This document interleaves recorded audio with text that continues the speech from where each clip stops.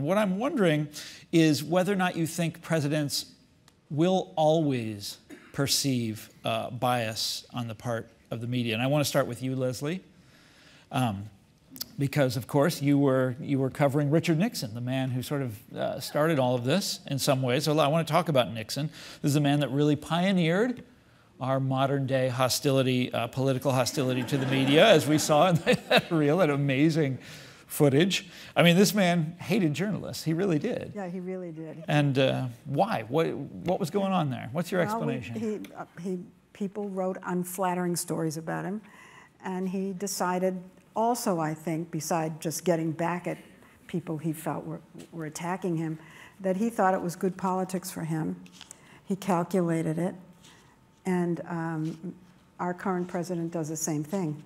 But there were presidents in between who respected what we were designed by the Founding Fathers to do, and that is hold people in power accountable. And they hated us, but they respected the actual job. Nixon didn't, and I don't think Trump did. We know Trump doesn't. What I found interesting in covering the three presidents, 2 Republicans and 1 Democrat, was how much public opinion came to play in 2 ways. One is that if the president was popular, it isn't that we backed off, it's just that our sources dried up. Because if the president was popular, no one in Congress wanted to talk against him, even if it was someone of the other party. Reagan was a good example. And if the president became unpopular, like Jimmy Carter, then everybody just piled on him. People in his own party used to call me on the phone. I didn't even have to call anybody to get a negative story about him. And the other factor that came into play is, this is really interesting, the Democrats expect the press to be on their side. They have an inbred feeling that we're with them. And when we write negative stories, they feel so betrayed.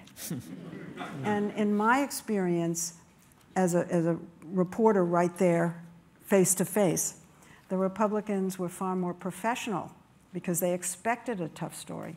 And the Democrats were emotional, screaming at us. It's as if someone in the family did something to hurt them. And it was really stunning to go from the Carter, my first president, where Jody Powell was always calling me up and screaming at me in a way no one ever had, ever. And then to have the Reagan administration come in, and you know, it was a normal, I don't know how you were as working for a Republican, but it was professional.